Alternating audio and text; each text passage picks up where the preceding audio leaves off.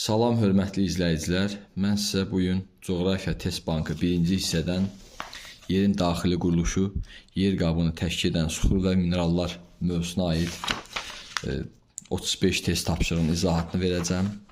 Test tapşırıqlarına izahat verməmişdən qabaq hər bir videonu izləyən izləyicilərimizdən hər birinizdən xahiş edirik ki, mütləq səhifəmizə abunə olun və çəkdiyimiz videoların daha geniş auditoriyaya, izləyici kütləsinə çatmasına dəstək verəsiniz. İndi isə gəlin ilk test tapşırığına nəzər yetirək. Deyir, maqmatik suxurlar yaranır. Ümumiyyətlə biz bilirik ki, suxurlar mənşəyinə görə 3 qrupa bölünür. Maqmatik suxurlar, metamorfik suxurlar və çökmə suxurlar. Maqmatik suxur nədir? Maqmatik suxur maqmanın yerin daxilində və səthə çıxaraq soymasından yaranan suxurlar maqmatik suxurlar adlanır. Ümumiyyətlə bilirik ki, yerin daxilində ərimiş kütlə maqmadır. Maqmada yerin daxilində soyuya bilər və səthə çıxaraq soyuya bilər, yəni vulkan püskürməsi nəticəsində.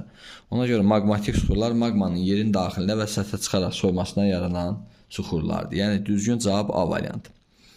Metamorfik suxurlar isə yüksək təzyiq temperatur şəraitində maqmatik və çökmə suxurların şəkil dəyişməsidir. Yəni yüksək təzyiq temperatur şəraitində suxurların şəkil dəyişməsi bu metamorfik suxurlardır. Aşınma və toplanma nəticəsində yaranan suxurlar isə çökmə suxurlar adlanır. Növbəti suxurların nisbi yaşı necə müəyyən olunur? Biz bilirik ki, suxurların həm nisbi yaşı olur, müəyyən olunur, həm də mütləq yaş müəyyən olunur. Suxurların yatım ardıcıllığına, daşlaşmış bitki heyvan qalıqlarına görə müəyyən olunan yaş nisbi yaşdır. Məsələn, bu test suxurların yatım ardıcıllığına görürük ki, burada suxurların yatım ardıcıllığı göstərilib. Ona görə suxurların yatım ardıcıllığına və ya daşlaşmış bitki heyvan qalıqlarına görə müəyyən olunan yaş nə adlanır? Nisbi yaş adlanır. Məsələn, C variantıdır. Mütləq yaş isə suxurların tərkibində radioaktiv elementlərin parçalanma müddətinə görə müəyyən olunan yaş mütləq yaş adlanır. Növbəti 3-cü test tapşırığında karst proseslərinin intensiv inkişaf etdiyi suxurlar. Ümumiyyətlə karst prosesi nədir? Belə bir qayda deyə bilərik ki, kimyəvi suxurların yeraltı sular tərəfindən həll olunması karst prosesi adlanır. Karst prosesi kimyəvi suxurlarda gedir. Məsələn, əhəng daşıdır, gipsdir, dolomitdir, mergeldir.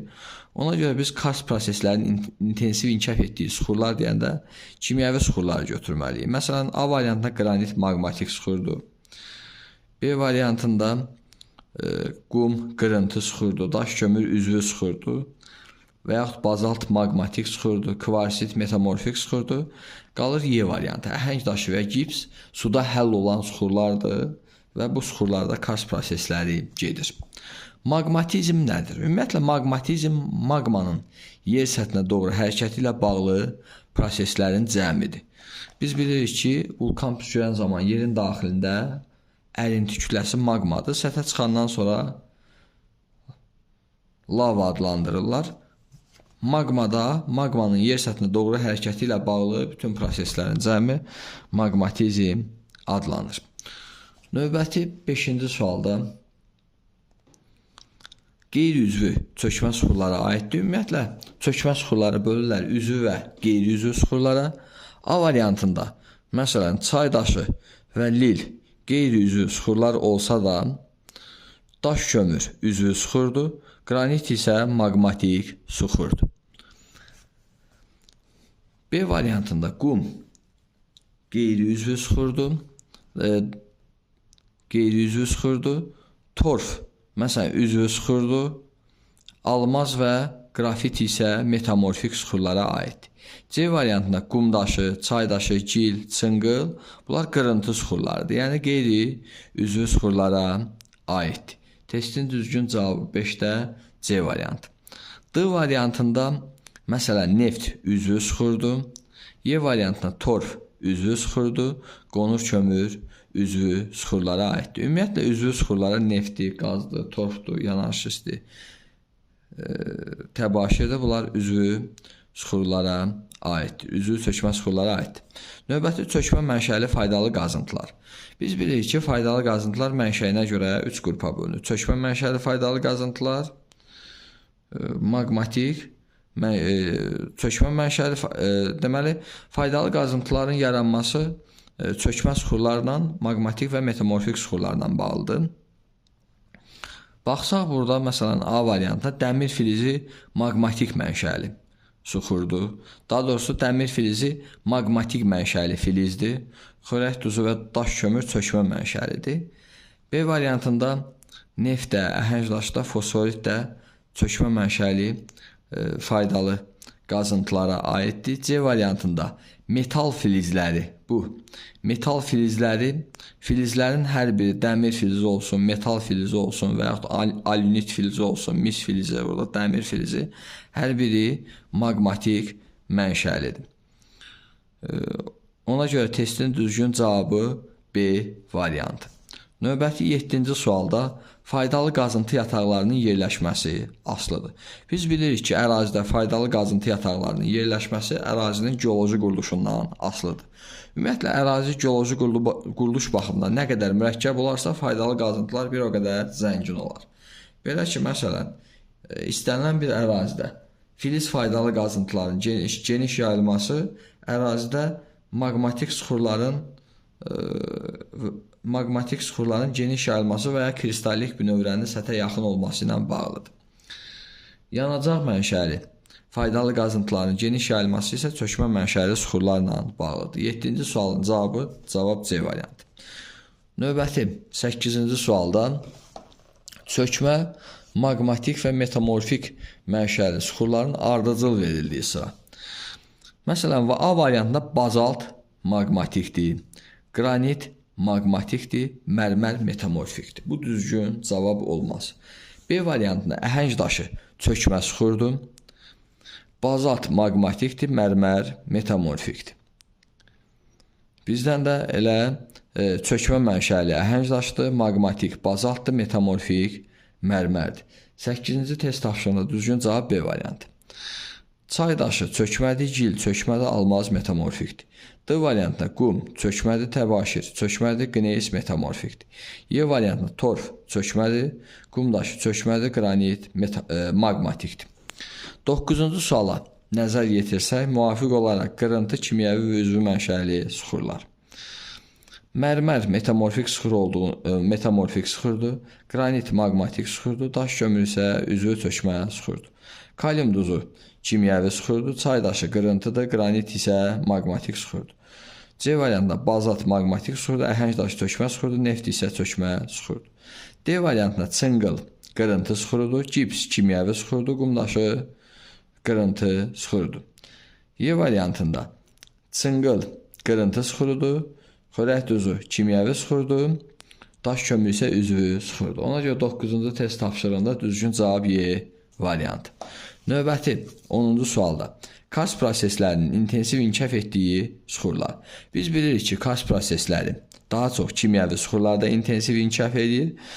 A variantında almaz və qrafit metamorfik suxurdur. B variantında qum qırıntı suxurudur. C variantında bazalt maqmatik suxurdur. Mərmər metamorfik suxurdur və qalır kimyəvi suxurlar. Karst prosesi dedik ki, kimyəvi suxurların yeraltı sular, ümumiyyətlə kimyəvi suxurların yeraltı sular tərəfindən həll olunmasıdır. Kimyəvi suxurlara əhəng daşı aiddir, gips aiddir və dolomit aiddir. Ona görə karst prosesləri əhəng daşı, gips və dolomit kimi suxurlarda gedir. Növbəti 11-ci sualda metamorfik suxurların yaranma səbəbi nədir? Biz bilirik ki, ümumiyyətlə metamorfik suxur maqmatik və çökmə suxurların yüksək təzyiq temperatur şəraitində şəkil dəyişməsidir. Yəni, yüksək təzyiq temperatur şəraitində həm maqmatik suxur, həm də çökmə suxur şəklini dəyişir, olur metamorfik suxur. Cavab olur 11-ci test tapşırığında Y variantı.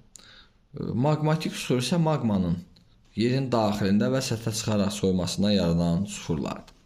12-ci sualda kimyəvi çökmə suxurlar əmələ gəlir. Biz bilirik ki, kimyəvi çökmə suxurlar suda həll olan maddələrin çökməsindən əmələ gəlir. Kimyəvi suxurlara da əhəngdaşdır, gipsdir, dolomitdir, mergel, duzlar və s. aiddir. Növbəti qədim dağlıq ərazilərdə zəngin filiz faydalı qazıntı ehtiyatlarının olması əlaqədardır. Ümumiyyətlə, qədim dağlıq ərazilər daha çox denudasiyaya məruz qaldığından və aşınma nəticəsində kristallik bünövrə səthə yaxın olduğundan həmin kristallik bünövrənin tərkibi də maqmatik suxurlarla zəngin olur. Maqmatik suxurların da tərkibi filiz faydalı qazıntılarla zəngin olur. Ona görə qədim dağlıq ərazilərdə filiz ehtiyatlarının olması əlaqədardır. Aşınma nəticəsində kristallik maqmatik suxurların səthə çıxmasıdır. Elə burada bu test tapşırığında məsələn kristallik maqmatik suxurlardır. Məsələn burada kristallik maqmatik və metamorfik suxurlar təşkil olub. Həmin bu kristallik maqmatik suxurlar qədim dağlıq ərazilərdə və yaylalarda, qədim yaylalarda aşınma nəticəsində səthə çıxır.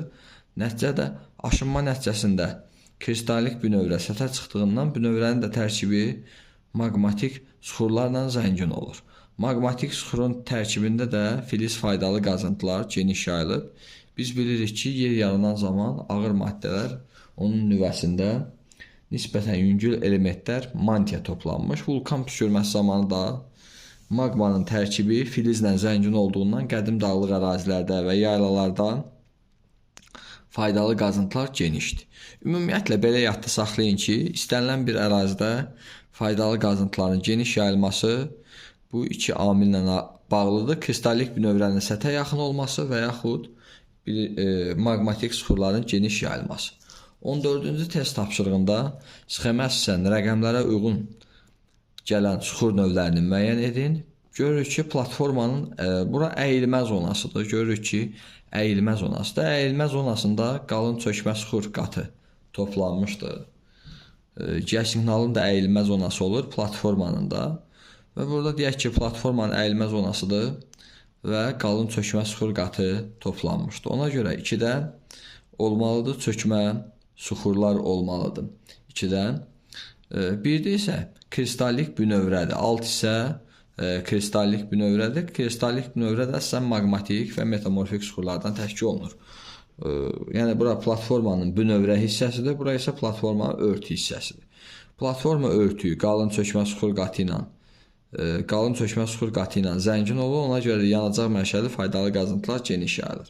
Bünövrə isə maqmatik və metamorfik suxurlarla zəngin olur.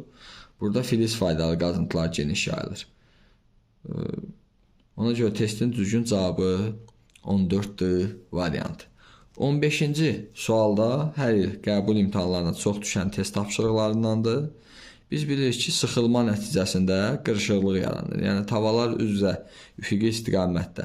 Tavaların üfüqi hərəkəti nəticəsində qırışıq qabarıq strukturlar, antiklinal və sinklinallar meydana gəlir. Şəkildə də qırışıq qabarıq struktur antiklinal və sinklinal göstərilmişdir. Antiklinal, sinklinal əsasən sıxılmadan, yəni tavaların üfüqi istiqamətdə toqquşmasından yaranır. Növbəti maqmatik mənşəlidir. Biz bilirik ki, suxurlar mənşəyinə görə maqmatik, çökmə və metamorfik mənşəli olur. Məsələn, dəmirdir, misdir, nikkeldir. Bunlar metallardır. Metalların da yaranması maqmatik suxurlarla bağlıdır.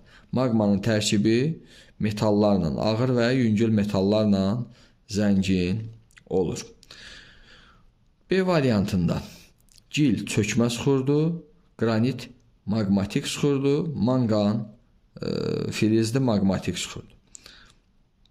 C variantında qum çökmədir, kvarsit metamorfikdir.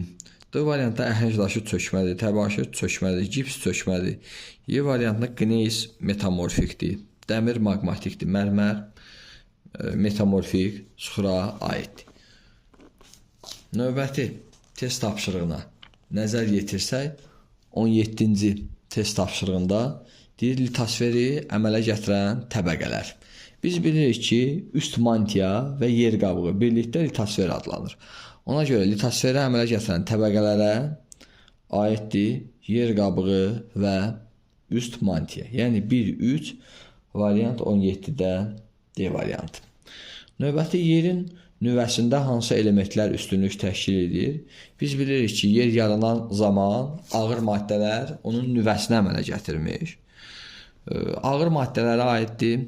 Məsələn, dəmirdir, nikeldir, misdir, urandır, plutoniumdur. Bunlar ağır maddələrə aiddir. Ona görə yerin nüvəsi dəmirdən, nikeldən, urandan, plutoniumdan, misdən təşkil olunur. 3, 4, 6, 18-ci test tapşırığında variant D variantı. Mantia isə yüngül maddələrdən təşkil olunub. Bu alüminiumdur, maqneziumdur və silisium oksidindən təşkil olunmuşdur. Filiz faydalı qazıntıların verildiyi sıra biz bilirik ki, faydalı qazıntılar mənşəyinə görə 3 qrupa bölünür. Filiz, qeyri-filiz və yanacaq. Dəmirdir, metallar filiz faydalı qazıntılardır. Məsələn, A variantında metal olan dəmirdir, yəni filiz filizdir.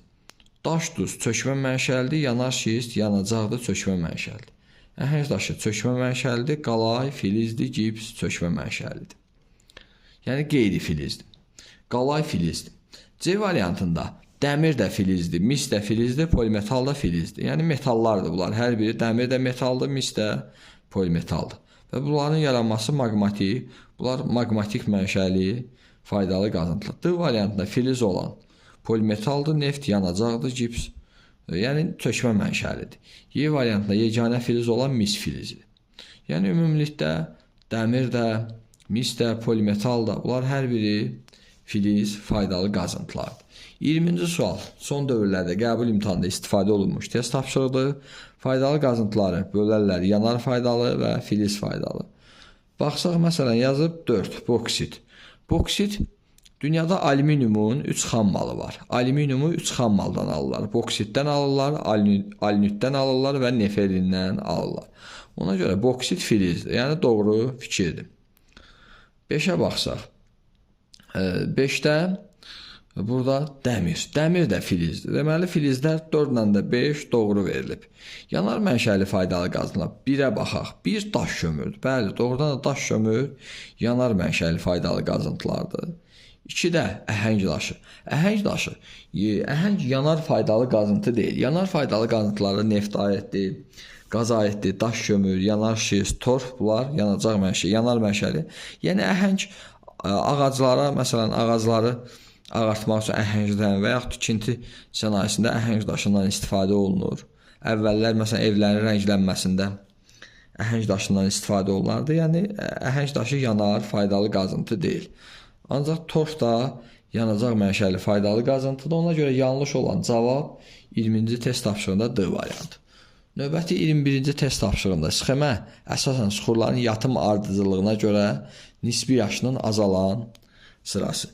Nisbi yaşının azalan sırası o deməkdir ki, ümumiyyətlə nisbi yaş nədir? Suxurların yatım ardıcıllığına və daşlaşmış bitki heyvan qalıqlarına görə təyin olunan yaş nisbi yaşdır.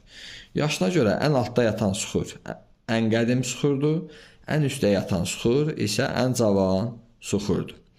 Yəni yer səthindən dərinə doğru getdikcə suxurların nisbi yaşı artır. Dərindən səthə doğru gəldikcə suxurların nisbi yaşı azalır. Burada da suxurların nisbi yaşının azalan sırası.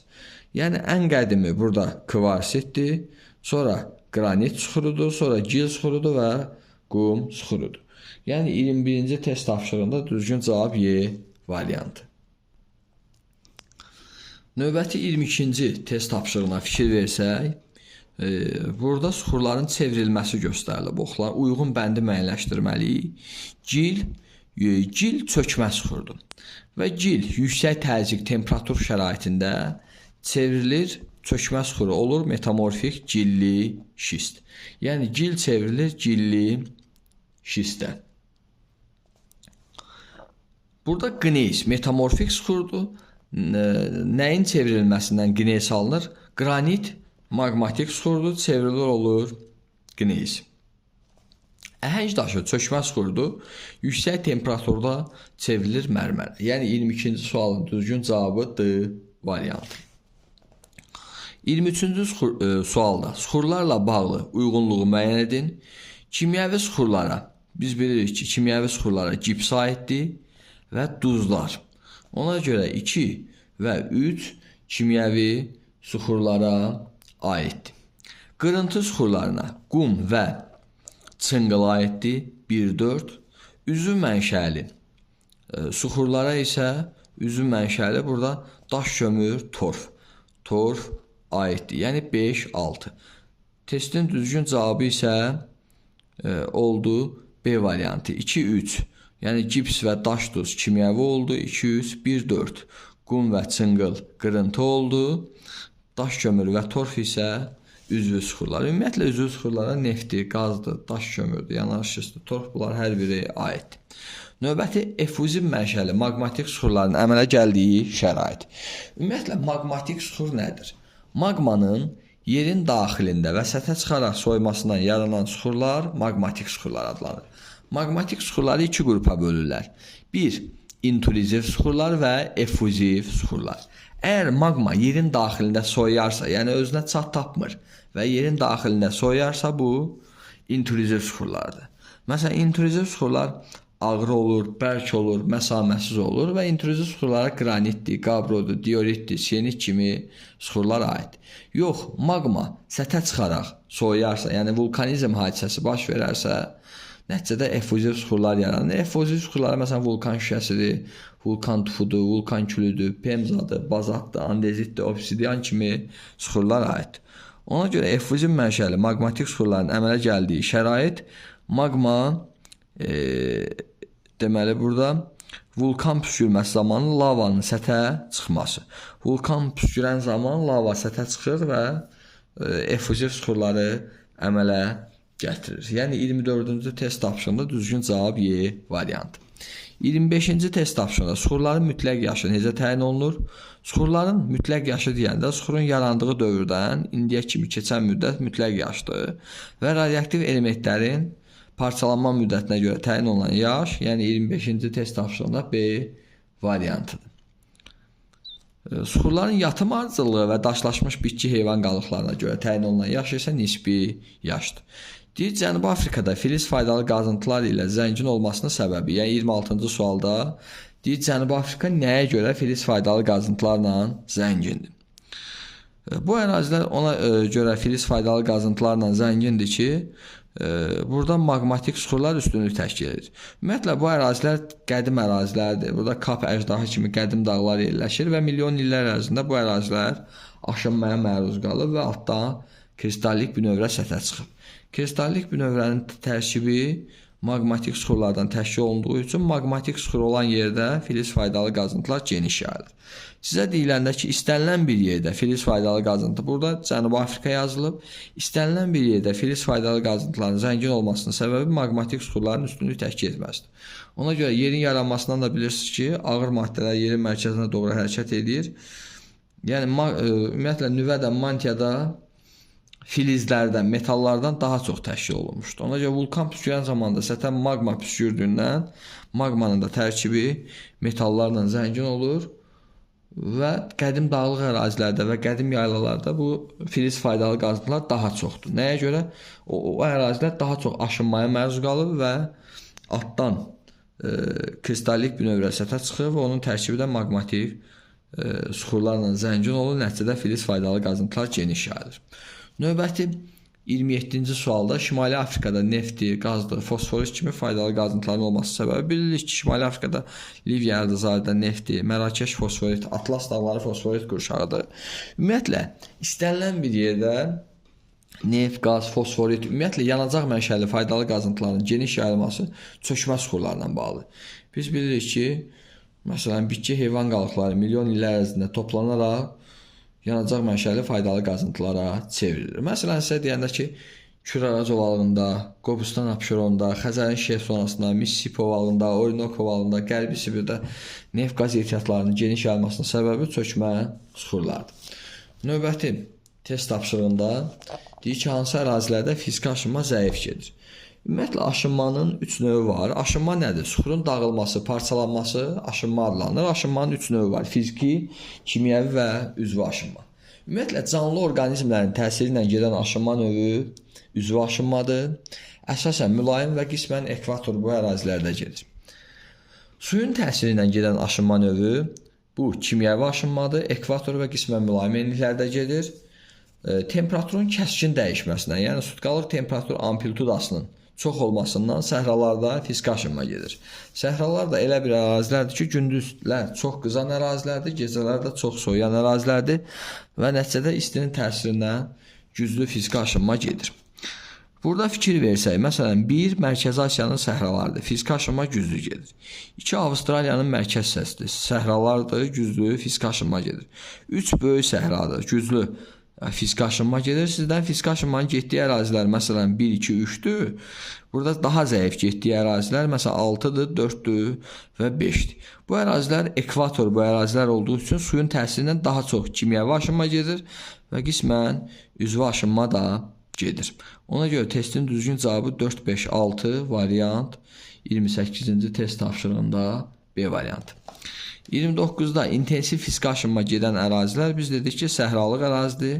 Bu Mərkəzi Asiyada Qaraqum, Qızılqumdur. Şimali Afrikada Böyük Səhra, Liviya, Nubiya səhrasıdır.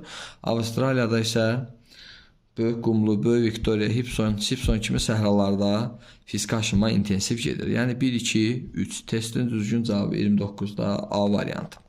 30-cu test tapşırığında cədvələ əsasən süxurların mənşəyinə görə düzgün verilmədiyi sıranı müəyyənləşdirin.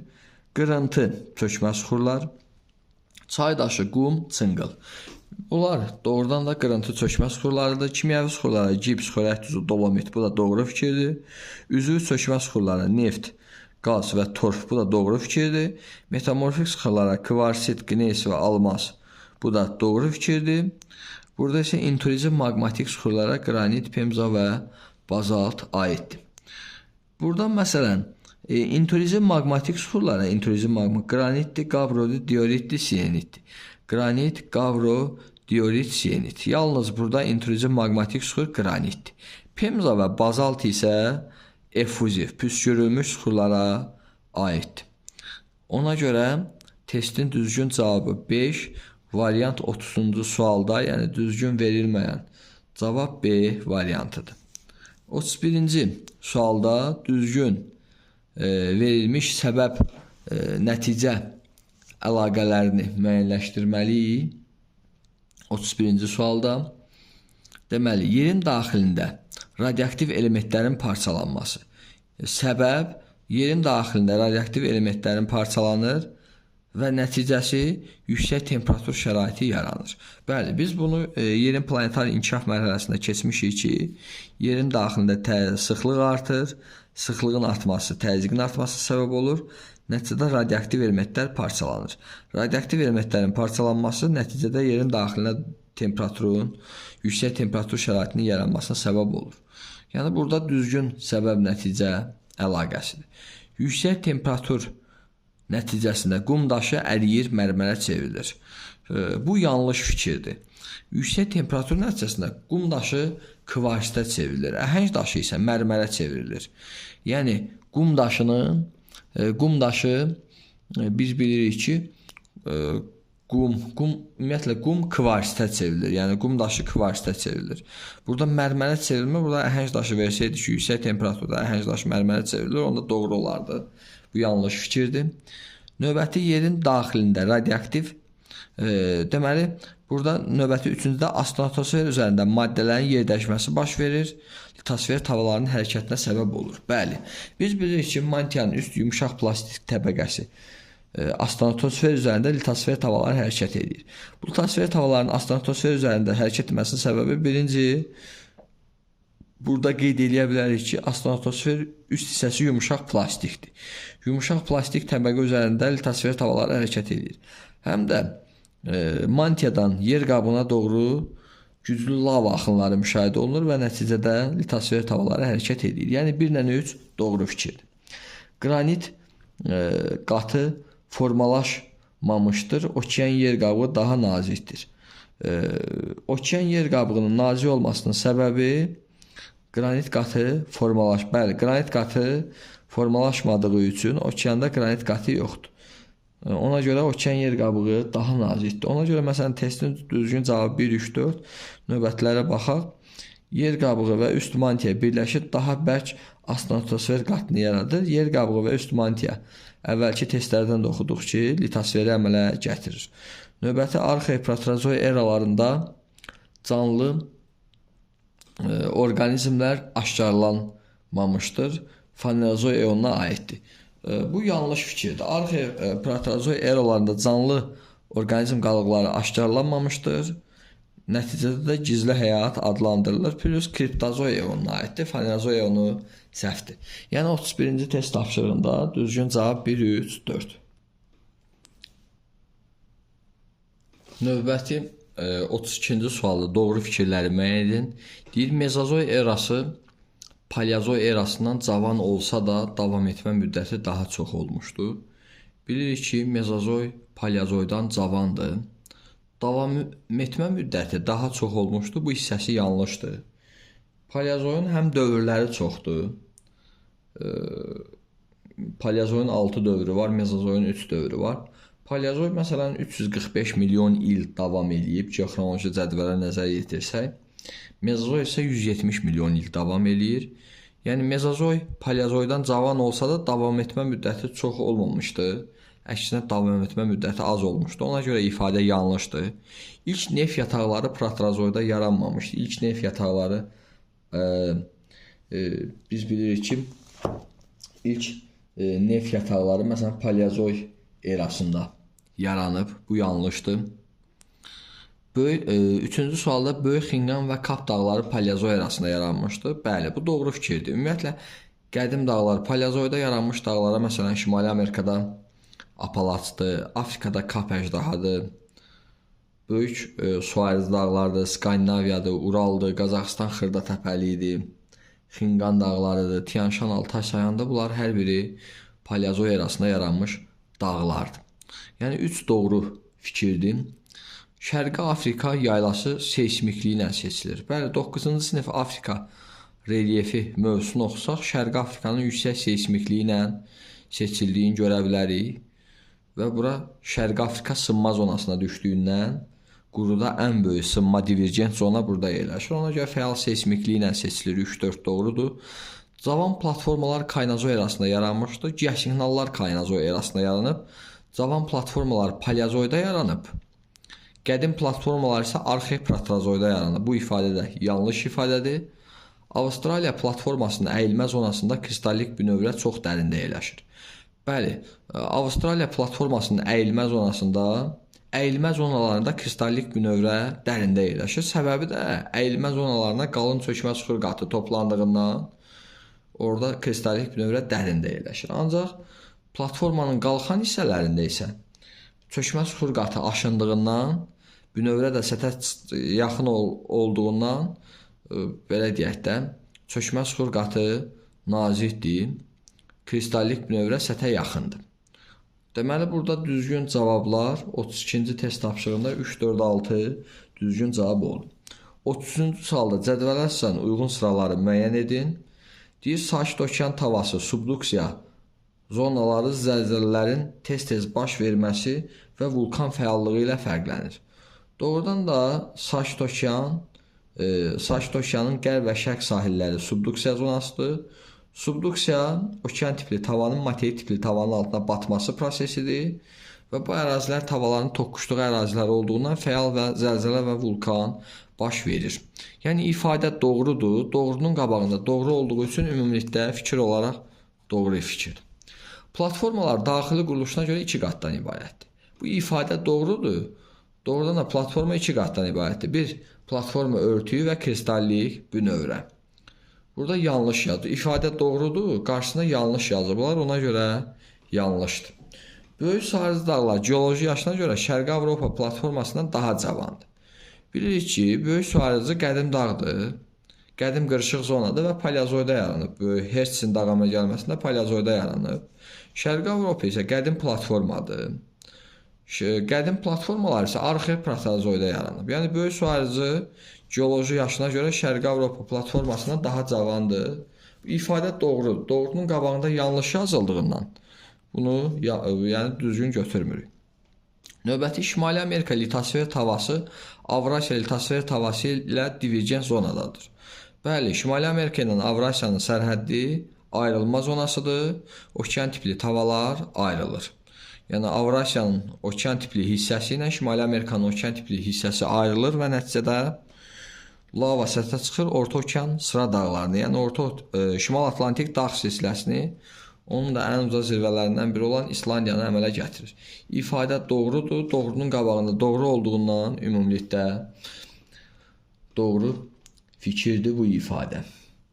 Növbəti vulkanik lava sıyıq olduqda o ətraf ərazilərə yayılır, yamaclara örtülür və çökəkliklərlə dolur. Bu ifadə də doğrudur və doğrunun qabağında doğru olduğundan ifadə doğrudur. Biz bilirik ki, vulkanları bölürlər stratovulkanlar və qalxanvari vulkanlar olur. Əgər vulkan məsələn materik tipli yer qabığında baş verərsə bu stratovulkanlardır. Yox, okean tipli yer qabığında baş verərsə hava tipli və ya qalxanvari vulkanlar adlanır.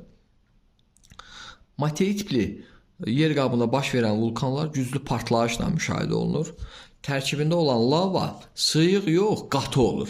Qatı olduğundan partlayışla müşahidə olunur. Materik tipli yer qabığı üzərində. Okean tipli yer qabığı üzərində olan vulkanlar isə bunları əsasi tərkibli vulkanlar adlandırırlar. Burada vulkan püskürən zaman vulkan yavaş püskürür və lava sıyıq olur. Yəni lava sıyıq olur və sıyıq lavada ətraf çökəkliklərə dolur. Bu da doğrudur. Sonra deyir ki, 6-cı bənddə Şimali və Cənubi Amerika litosfer tavaları qərb istiqamətdə hərəkət edir. Bəli, doğrudan da Şimali və Cənubi Amerika litosfer tavaları qərb istiqamətdə və ya şimal-qərb istiqamətdə hərəkət edir. İfadə doğrudur. Doğrunun qabağında yanlış olduğundan ümumilikdə fikir yanlışdır. Yəni 33-cü test tapşırığında 1, 4, 5 düzgün cavablardır. Növbəti 34-cü test tapşırığında geotermik pillərin qiymətinin böyük və kiçik olduğu ərazilər soruşulur. Ümumiyyətlə geotermik pillə deyəndə temperaturun 1 dərəcə artması üçün lazım olan dərinlik geotermik pillə adlanır. Platformalarda və daimi donuşluq zonalarında geotermik pillərin qiyməti kiçikdir. Geosignal ərazilərdə isə daha doğrusu platforma və daimi donuşluq zonalarında geotermik pillərin qiyməti böyükdür.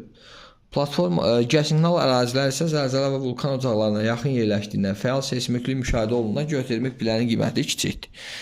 Ümumiyyətlə, geotermik pillənin orta qiyməti hər 33 metrdə 1 dərəcə artır. Burada La Plata ovalığı platforma olduğundan, Cənubi Amerika platformasının əyilmə zonası olduğundan geotermik pillərin qiyməti böyükdür. Meksika geosignal olduğundan kiçikdir.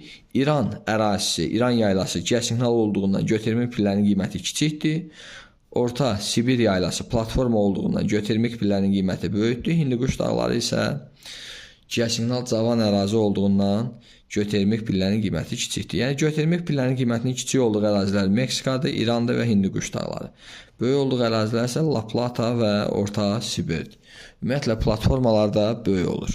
Növbəti sonuncu 35-ci test tapşırığı kimyəvi çökmə suxur, effuziv maqmatik suxur və metamorfik suxur. Qranit və qneis. Biz bilirik ki,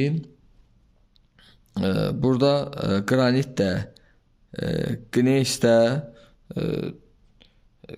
qeyd edə bilərik ki, burada məsələn qranit maqmatik suxurdur. Qranit maqmatik suxurdur. Qneis isə qranit yüksək temperaturda qneisə çevrilir. Qneis isə metamorfik suxurdur. Ona görə qranit maqmatik, qneis metamorfik suxur olduğundan bunu heç birinə götürmürük. Yəni A variantı heç birinə olmur. Xörək duzu və gips göründüyü kimi kimyəvi suxurlara aiddir. Bazalt və vulkan şisti bu effuziv maqmatik suxurlara aiddir. Almaz və qneis də metamorfik, almaz və qneis də metamorfik suxurlara aiddir. Biz bilirik ki, qrafit almaza çevrilir, qranit də qneisə çevrilir. Ona görə bu da metamorfik suxurdur. Həmçinin kvarsit, qum daşı kvarsitə çevrilir, əhəng daşı da mərmərə. Deyilən Y metamorfik suxurdur. Ona görə məsələn, testin düzgün cavabı kimyəvi çökmə suxurlara 1-ə B, xörək duzu və gips, 2-yə C variantı oldu. Bazalt və vulkan şisti effuziv maqmatik suxura aiddir. 3-ə isə D və Y cavabları, yəni almaz və qneis, kvarsit və mərmər aid oldu. Və beləliklə biz 35 test tapşırığının izahatını verdik. Yerin daxili quruluşu, yer qabını təşkil edən suxurlar və minerallar mövzusuna aid test tapşırıqlarının izahatını verdik. Və testlərin izahatı bəyəndirsə, xoşunuza gəlirsə, hər birinizdən, izləyicilərimizdən xahiş edirik ki, səhifəmizə abunə olun, səhifəmizi bəyənin, səhifəmizdə şərhlərinizi yazın ki, izahlarımız daha geniş şagirdlərə, abituriyentlərə və oxucu kütləsinə çatsın. Diqqətinizə görə sağ olun.